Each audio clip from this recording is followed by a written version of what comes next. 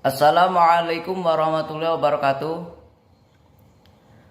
Yang terhormat Dr. Hajah Ilah Holillah SAGMSI selaku dosen pengampu mata kuliah Manajemen Penelitian Dakwah, yang mudah-mudahan saya selalu dalam lindungan Allah Subhanahu wa taala.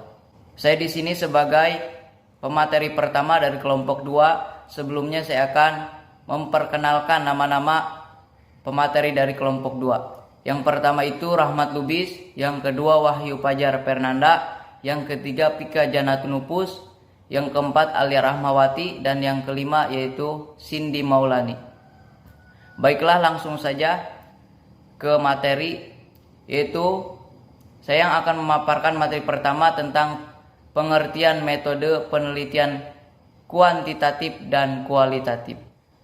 Metode penelitian kuantitatif merupakan salah satu jenis penelitian yang spesifikasinya adalah sistematis, terencana dan terstruktur dengan jelas sejak awal pembuatan hingga desain penelitiannya. Definisi lain menyebutkan penelitian kuantitatif adalah penelitian yang banyak menuntut penggunaan angka. Mulai dari pengumpulan data, penafsiran terhadap data tersebut, serta penampilan dari hasilnya. Demikian pula pada tahap kesimpulan, penelitian akan lebih baik bila disertai dengan gambar, tabel, grafik, atau tampilan lainnya. Menurut Sugiono, penelitian kuantitatif dapat diartikan sebagai metode penelitian yang berlandaskan pada filsafat positivisme, digunakan untuk meneliti pada populasi atau sampel tertentu. Teknik pengambilan sampel data pada umumnya dilakukan secara random. Pengumpulan data menggunakan instrumen penelitian analisis data, yaitu yang bersifat kuantitatif atau statistik, dengan tujuan untuk menguji hipotesis yang telah ditetapkan. Menurut Sugiono, jenis penelitian kualitatif. Penelitian kualitatif adalah metode penelitian yang berlandaskan pada filsafat positivisme. Metode ini digunakan untuk meneliti pada kondisi objek yang alamiah sebagai lawan eksperimen, di mana peneliti adalah sebagai instrumen kunci. Mungkin itu saja pemaparan atau penjelasan dari saya. Selanjutnya yaitu penjelasan dari pemateri yang kedua, kepadanya dipersilahkan. Baik, selanjutnya penggunaan metode penelitian kuantitatif dan kualitatif. Sebetulnya antara metode penelitian kuantitatif dan kualitatif tidak perlu dipertentangkan karena keduanya saling melengkapi dan memiliki keunggulan dan memiliki kelemahan masing-masing, Nah, yang pertama kita bahas tentang penelitian kuantitatif. Nah, penelitian kuantitatif biasanya digunakan dalam penelitian yang bertujuan untuk menguji suatu teori, untuk menyajikan suatu fakta atau mendeskripsikan statistik, untuk menunjukkan hubungan antara variabel, dan ada pula yang bersifat mengembangkan konsep, mengembangkan pemahaman atau mendeskripsikan banyak hal.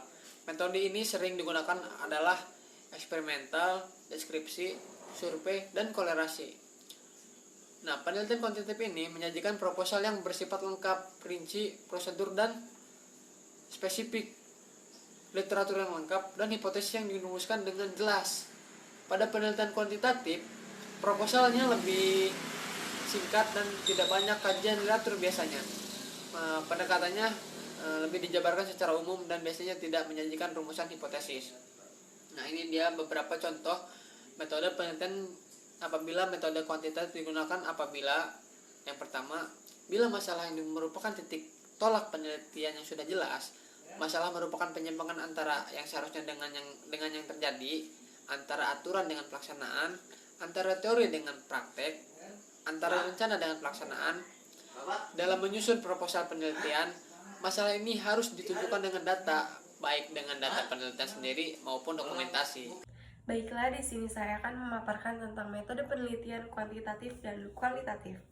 Ciri khas metode penelitian kuantitatif ditandai dengan adanya sumber teori yang kuat, hipotesis, sampling, definisi operasional, proses pengumpulan data dengan angket, adanya pembuatan instrumen, pengujian, perhitungan, pengujian hipotesis, dan penelitian angka-angka statistik. Selanjutnya saya akan memaparkan tentang ciri-ciri penelitian kualitatif. Yang pertama adalah latar alami atau natural setting, yaitu konteks alam secara menyeluruh dan tidak dapat diisolasi atau dieliminasi sehingga terlepas dari konteksnya. Yang kedua, instrumen manusia atau human instrument, yang berarti merupakan instrumen kunci yang menangkap makna, interaksi nilai lokal yang berbeda, yang mana hal ini tidak mungkin ditangkap oleh kuesioner. Yang ketiga, memanfaatkan pengetahuan tak terhingga. Karena realitas diasumsikan mempunyai nuansa ganda yang sulit dipahami. Yang keempat, data kualitatif untuk mengungkapkan realitas ganda, mengungkapkan hubungan alami antara peneliti dan informan. Selanjutnya akan dipaparkan oleh saudari Vika Jannatul Nufus. Selanjutnya, perbedaan antara metode kualitatif dan metode kuantitatif. Yang pertama itu ada perbedaan aksioma. Aksioma ini adalah pandangan dasar yang di dalamnya ada sifat realitas. Nah, dalam memandang realitas, gejala atau objek yang diteliti, terdapat perbedaan antara metode kualitatif dan kuantitatif. Seperti yang telah dikemukakan dalam metode kuantitatif yang berlandaskan pada filsafat positivisme, realitas ini dipandang sebagai sesuatu yang konkret, dapat diamati dengan panca indera, dapat juga dikategorikan menurut jenis, bentuk, warna, dan perilaku. Nah, di dalam aksioma juga ada yang namanya hubungan peneliti dengan yang diteliti. Nah, dalam penelitian kuantitatif, kebenaran itu di luar dirinya, sehingga peneliti dengan yang diteliti harus dijaga jaraknya, sehingga bersifat independen. Sedangkan penelitian kualitatif, peneliti sebagai human instrument. Baik, materi yang selanjutnya yaitu proses penelitian. Yang pertama, proses penelitian kuantitatif. Peneliti kuantitatif pada prinsipnya adalah untuk menjawab masalah. Penelitian kuantitatif bertolak dari studi pendahuluan dari objek yang diteliti untuk mendapatkan yang betul-betul masalah. Peneliti harus digali melalui studi pendahuluan, melalui fakta-fakta empiris, dan peneliti juga harus menguasai teori melalui membaca berbagai referensi.